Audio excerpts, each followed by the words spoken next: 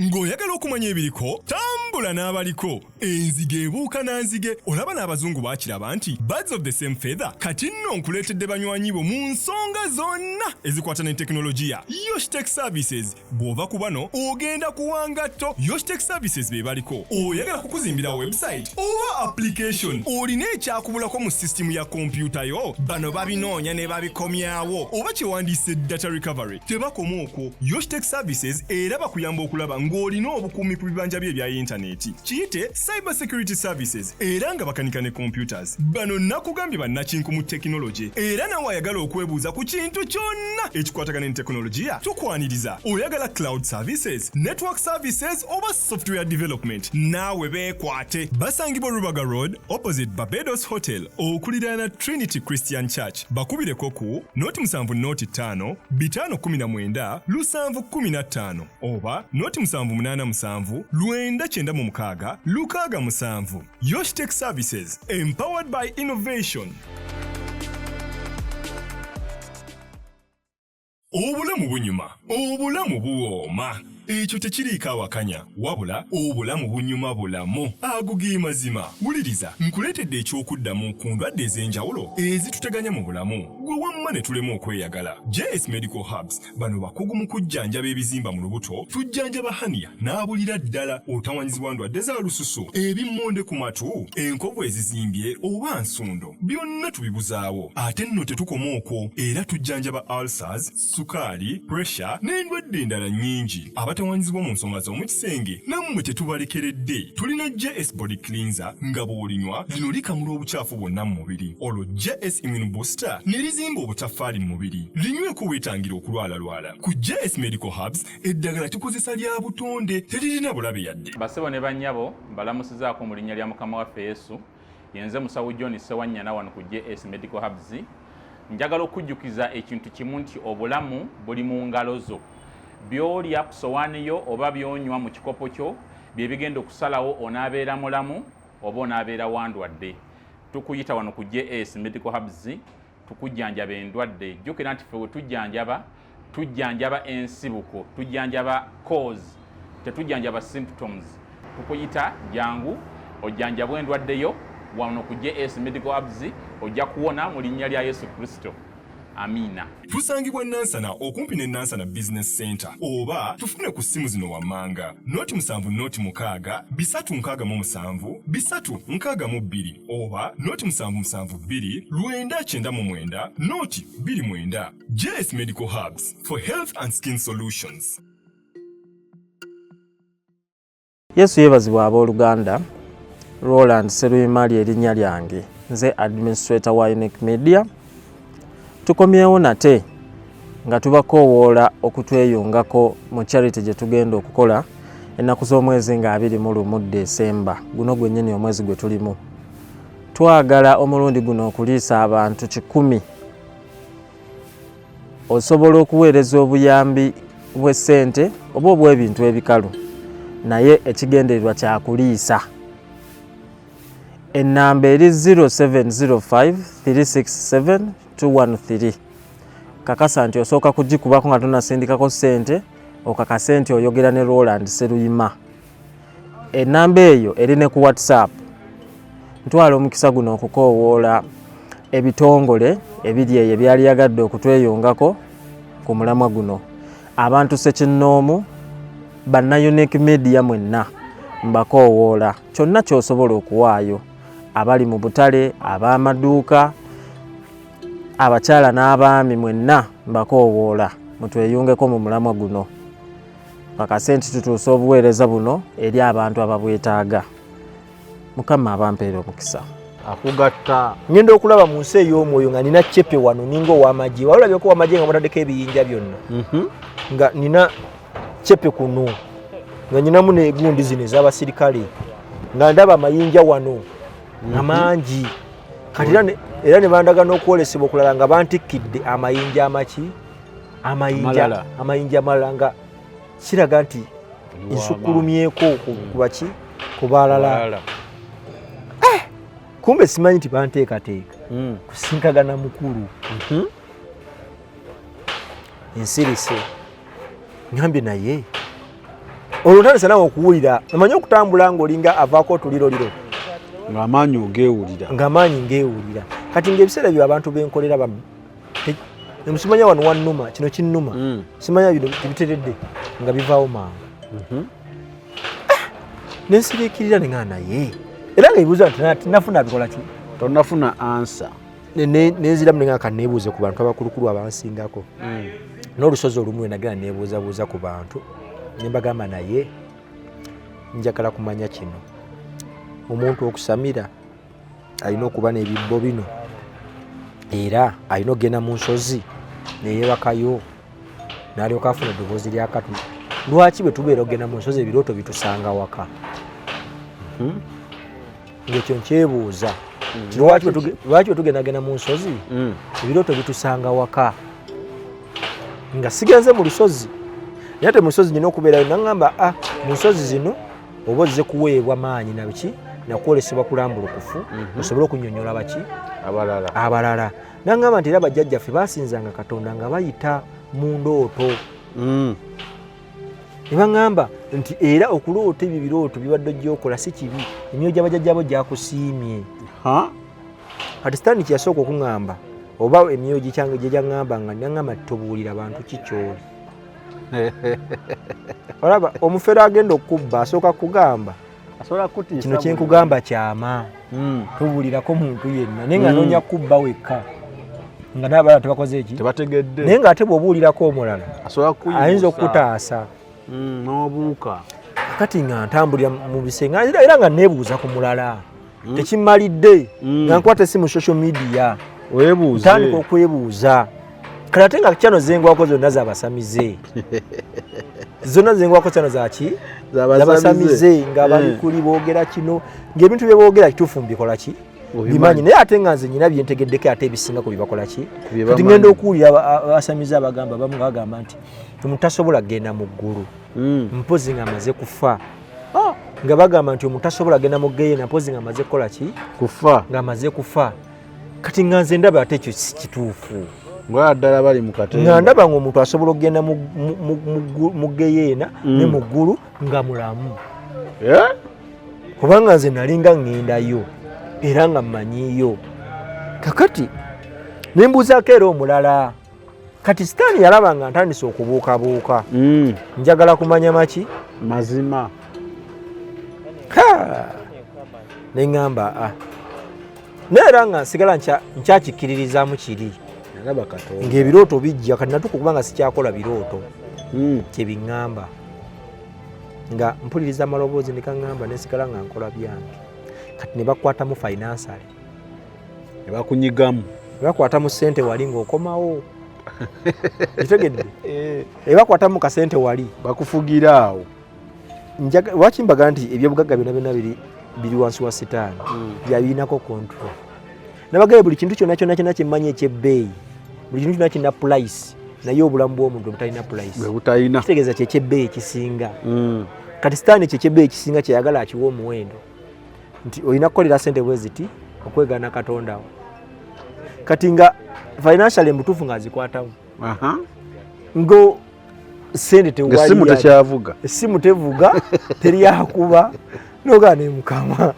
kiki agendako mu kusaba ngendako ne mu kusiiba ne mu kusamira waliyo okusiiba ewa okusamira mulimu okusiiba musiiba basiiba balina ennaku ze basiiba mukusamira balina ennaku ze basiiba olongo osiibira kimaanyi anti kati jjukira oba osiiba kujjuzibwa oba osiiba kujjuzibwa bakwambaza amaanyi aganaakola ate emirimu kakati nempulira nga mutuufu nzijjudde nga naye ebintu bino ozo byangani ananziramu kati nnoonya abasajja abakulu mu lubaale mbeebuuzaako ate ndaba bato nnyo nga ndaba bibanziramu ate ebyo biri wansi nnyo nga teryayinza bikola ki binziramu naye nga emikolo egimu nekyanze kati tukesera nenga nekuba mutuna nga naye kankole kati nga ntuke sira ninga akankole nenkola nga nebo anti bewebuuzizzaako nabo bennyini bakumazeemu bamaze mu maanyi olaba oli waggulu ku bo. Kati kyemizimu kyegiva zijja ne giŋŋamba nti obukozi bwe tukola ku nsi omuntu akola asukkulumye ku banne nga bwolaba ensozi ezo ziri waggulu zisukkulumye ku baana b'abantu. Kati nentegeerayo esukkulumye ku bantu b'obuuzaako terayinza kukuddamu, tebayinza kukutegeera, naye waliwo agenda okukuddamu era oteekebwateekebwa omusinkagane. Kati nze of course nali manyi bamuyita Kristo oba Yesu, ngenda okukola ki? Okusinkagana. Kati nsiriikirira bwe nti ambuuza ani oyo, olwo emikolo gyonna egyetagisa mu lubaale ngikoze, ensozi zonna eziri mu Bwakabaka bwa Buganda n'ewalala zonna nzikoze ki? Nzikoze. Emizimu 724.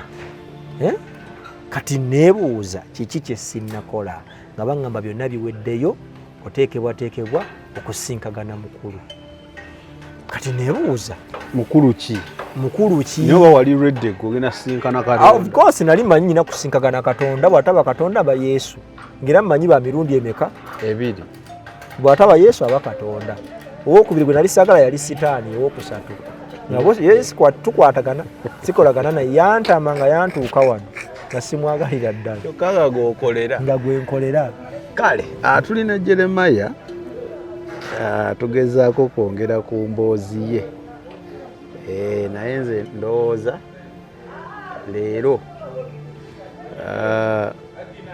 atutwala atandise okwebuuza ebibuuzo, ansa tazifuna bulungi, ebibuuzo bingi ansa ntono, kumbe bamuteekateeka mutwala wa mukulu.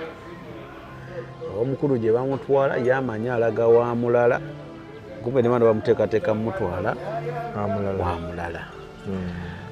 Questions atandika zifuna nga yeebuuza ebibuuzo nti Katonda ate okukuwa twetaaga sooka mmuwa bwe kiri.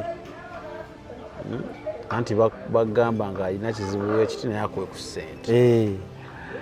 Kati ekibuuzo kiba kijja nti atalina tagenda kufuna awo, kubanga nyina abantu benayambiranga obwerere nga kinkutteko mpulya kinnuma. Kakati ekyo ekibuuzo ekyajja ansa ntono, naye ate ng'alinamu ekimugumye, yagenda mu ggulu eyita erimu naye yagenda mu lisooka n'ayita ne ku leve esooka n'agenda mu leve ey'okubiri eggulu eryokubiri era nga yalaba Yesu. Of course Mama Maria namulaba. Mama Maria wabalaba. Namulaba. Era kyova olaba nja kusinzira wano ngamba abantu nti abo abeeyolekerwa ekifaananyi kya Maria ajja ne yeeyoleka abantu.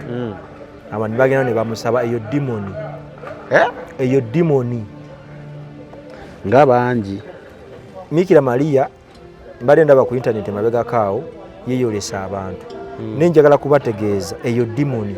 Bayibuli egamba nti mu kaseera ak'enkomero Sitaani alina osooka okweraga. Bannabbi ob'obulimba bagenda kujja bangi ne Sitaani mwajja okukola ki?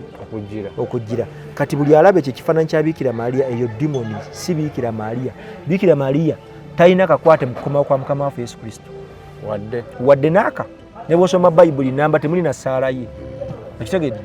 Kati ebibuuzo ebyo byonna abantu bye beebuuza nti Maria mama wa Yesu twamulaba era twasaba ebintu byalabika. Of course nange sijja kuwakanya so bifuna nange bye nakolangako bafuna byakola ki bye baagala naye nga twali mu kkubo kyangu. Kale I think ogenda kweyongera gye lujja awo ng'ogenda kulaba Yesu naye mbadde onenzijukira weterekera okulaba Katonda bagamba cepe bakulaze ozifunye kumba ogenda laba mulala. Awo tugenda kutandikira awo mu sitoori eyo ne wano adde obubuuzo wenadde nakubye ndaba embulekawo ajja kunyiiga bambi ate nga yali yaŋŋamba dda. Ekisooka no yaŋŋamba Sammy, please don't forget my question about the mark. It's in form of a moon and my friend has a star during the time for questioning. Aina maaka ku mubiri mu sheepu ya mwezi. Yajeteekako erabika yajja buzi. Then ne mukwano gwa ayina star. Anti kati sitaani akozesa obubonero bwokulamba ekikye kuba sitaani yakolera mu sita n'emmunye n'egundi n'omwezi ogw'ekitundu. Agambye in form of a moon. My friend has a star during kati kyekyo bamuyita Dora. Akati sister Dora amagezi genyinza okuwa Katonda sitaani ajja mu bika nga ajalamuza abantu abalina omulimu gw'obwa Katonda gwe bagenda okukola. Kati nga nze nalina kuba muweereza wa Katonda ne sitaani ate yantwala kuba muweereza we. Sitaani ajja alonda abantu okusinziira mu famire nti Mukama nga bw'olaba nti Musa yazaalibwa ng'aliko obuyite bw'agenda okukola. Bw'olaba Yesu yazaalibwa ng'aliko obuyite bw'agenda okukola. Bannabbi bangi bazaalibwa nga baliko obuyite bw'agenda okukola. Ne sitaani najja abulinnyamu. Kakati abo bonna bolaba balina obubonero obwo baayitibwa okubanga balina message balina okugabana eri ensi n'amawanga. Okusomesa, okuwabula n'okulungamya obanga ba intercessor nga beegayirizi ku lw'eggwanga n'abantu bonna. Ne sitaani ajja n'akwata mu birabe ebyo n'ataapingamu. Kuba bw'ataapingamu kambabuulireko agamaanyi gonna ge nali nga nkozesa tegaalinga ga sitaani. Gaba gange sitaani yagakozesa nze neekozesa amaanyi gange okukola ekikyamu. Gaba gago weewaawo yakuzibula buzibuzi nakulaga kikyakukola nolowooza oli ku kituufu. Kati abo bonna bola abagamba nti ayina emunyenye si be bokka waliyo n'abalala. N'omulala ayina ki? Ayina star mukwano gwe. Ayina star mukwano gwe. Abo bayite ba Katonda. Naye mu kuyitibwa kwabwe sitaani ateekako maaka. Mulimu abaana abazaalibwa ng'aliko ebbala nga muto, azaalibwa ng'aliko ebbala mu lubuto oba mu mugongo oba kwano ku kyenyi oba makkati. Sitaani abateekako maaka kusinziira mu bika bye bava. Naye eyo maaka just eba talina makulu osobola ogimenya osobola ogikutula nga bw'okutula endagaano z'ekika n'ozeegaana. N'eyo maaka jjukira ebaako amaanyi akaba kalambe. Kyova olaba mu kusinza ennyo sitaani ne baba nga kika kyasinza nnyo sitaani kyekivaamu okuzaalira mwana olaba nti yazadde omusota. Sitaani atuuka essaawa ne yeeyabya ayagala kweyoleka eri ensi kaba kabonero. Kubanga Mukama atuleetera ebintu ebyo. Mukama mu nsi atulabula nti eriyo amagombe ne geyeena naye omanyi gy'atulabulamu buli nnaku Mukama atulabula. Ensonga lwaki waliwo emisana n'ekiro. Emisana gikiikirira ekitangaala ky'obwakabaka bwa Katonda, ekiro ne kikiikirira obwakabaka obw'ekizikiza. Yensonga lwaki emisana enjuba ekyasinze okuwaka, enjuba kyekitangaala ekisinga ebitangaala byonna kibeerawo misana. Kati ate omwezi gubeerawo kiro gukiikirira ekitangaala kitono. Kati Mukama gy'atulaga geyeena n'amagombe mu bintu bye tulabako buli lunaku. Naye ng'okusalawo ffe tukola ki? Ffe tulina okusalawo. Oba okkiriza n'okolera mu kizikiza oba osigala mu kiki? Kati Mukama atulaga amagombe emisana n'ekiro. So sister saba ku lw'ebintu ebyo Mukama akulage okuyitibwako we kuli. Kubanga oliko okuyitibwa ne munno okulina okukola okw'obwa Katonda si bw'amaanyi ga kizikiza. Kubanga amaanyi g'ekizikiza nago gabalwanira.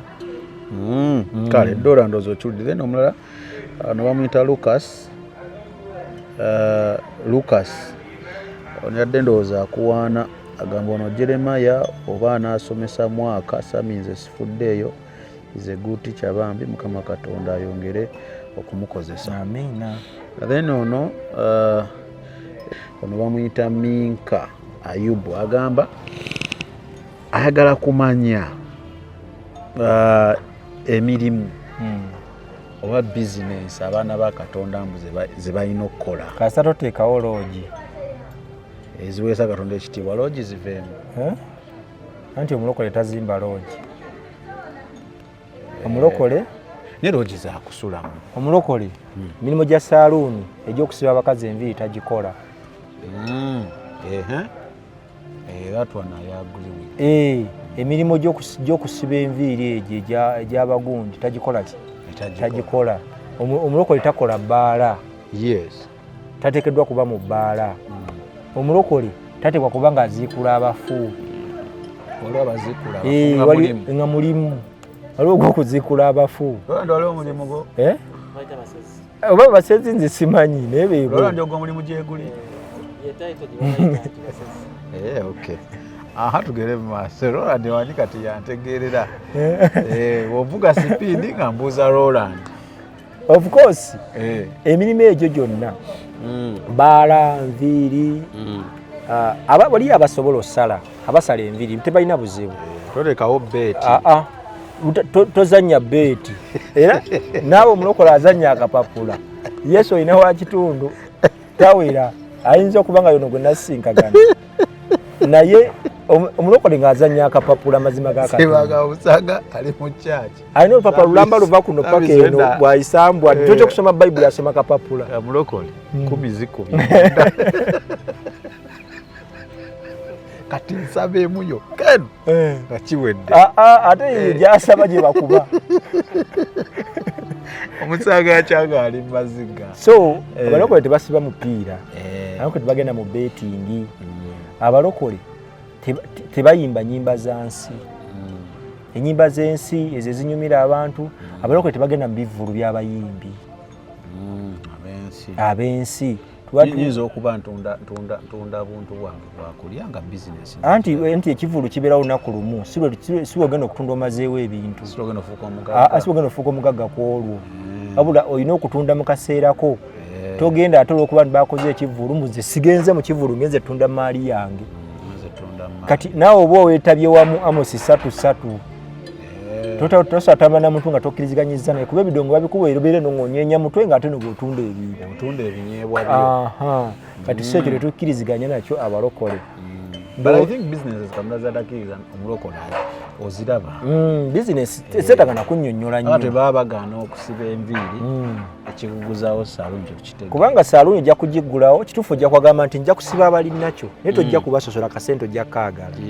Ekitegeeza oli ajja kujja n'ekiviiri kyakiguze agambe sooka okinsibe era okimusibe ofundikire ngera ate ggwe kubanga omusango guvunaanwa abantu babiri. Bayibuli egamba nti zisanze oyo akireeta. Kati akireeta ono nti gwe ojja kutunulira omukazi nga yambadde bubi weegombe naye yaba yakireese. Kitegeeza muvunaanwa kyekimu. Obutamanya naawe tebukugisaako musango. Mugabanwa kyekimu. Kati mu kaseera ako naye akwatibwa wamu. Bwe ziba mbooko mwenna mukola ki? Mukubibwa kaganda kubanga bwe yakukemye naye wakkiriza. So ndowooza byebyo. Okay. I think ogezezzaako biddamu. Baliyo ekirala? Kye nalaba ndabye nga embirekawo waliwo Minka yali yaŋŋambye nabuuza dda naye temunziramu. So neŋŋaa tusooke tukagyewo then tugende maaso. Kale I think ebyo biweddeyo. Ebigambo ebisembayo tumaliriza. Ebigambo ebisembayo yakusooka okwebaza Katonda ku lw'ekirabo eky'obulamu bannange n'okutusobozesa okusuba nga tusobodde okukola obujulizi buno n'okuddamu ebibuuzo ebyo era n'okusaba Katonda okwongera okugumya abatuwuliriza n'abatulaba nti Mukama yongere okubagumya tuteeketeeke ekkubo tugenda mu ggulu. Wano ku nsi we tuli bagenyi. Buli muntu yenna agenda kuyimirako mu maaso ga Katonda.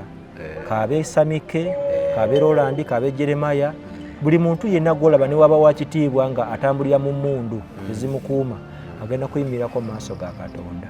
So saagala oti abo abasobola okutta omubiri naye nga tebasobola kutta mwoyo. So Katonda ayagala abantu be bonna bagende mu ggulu. Muve mu busibe obwali bwabasibibwamu bannabbi ab'obulimba, abasumba n'abantu bonna mu kategorizi ez'enjawulo. Message erina okutwala mu ggulu gy'oba onoonya, etakutwala mu ggulu gireke kubanga obwakabaka bwa Katonda bwa kitangaala. Bw'onoonya ekizikiza oba ogenda kuzikirira. N'olw'ensonga eyo bantu ba Katonda tunoonye ekkubo eritutwala mu ggulu si eritutwala mu geyeena.